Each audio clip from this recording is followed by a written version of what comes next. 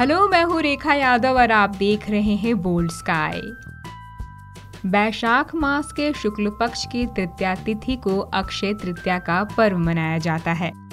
कुछ स्थानों पर इसे आखा तीज भी कहते हैं।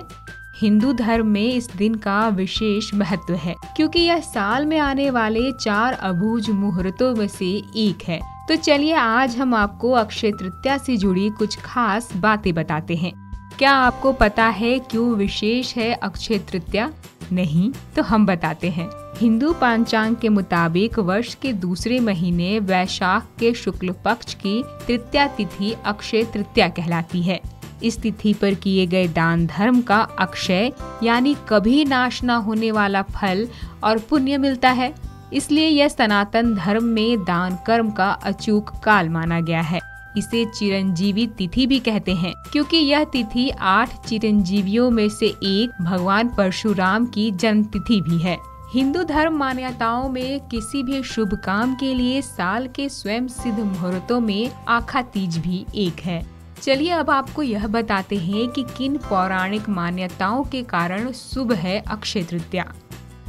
शास्त्रों के मुताबिक वैशाख माह विष्णु भक्ति का शुभ काल है। पौराणिक मान्यताओं के मुताबिक इस माह की अक्षय तृतीया को ही भगवान विष्णु के नर नारायण हयग्रीव और परशुराम अवतार हुए थे। इसलिए इस दिन परशुराम जयंती, नर नारायण जयंती भी मनाई जाती है।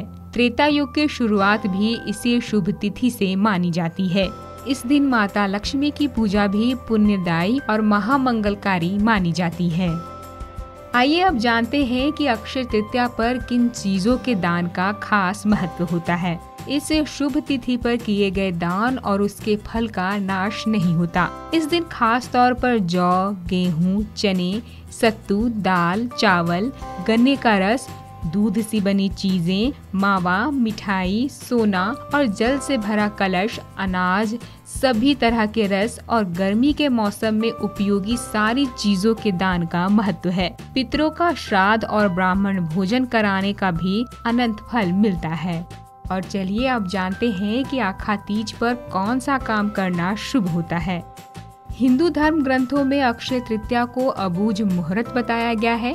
ज्योतिष शास्त्रों के मुताबिक इस तिथि पर सूर्य और चंद्र अपनी उच्च राशि में होते हैं। इसलिए इस दिन शादी, कारोबार की शुरुआत और गृह प्रवेश करने जैसे मांगलिक काम बहुत शुभ साबित होते हैं। शादी के लिए जिन लोगों के ग्रह नक्षत्रों का मिलान नहीं होता या मुहूर्त नहीं निकल पाता, उनको इस शुभ तिथि पर दोष नहीं लगता और निर्विघ्न विवाह कर सकते हैं।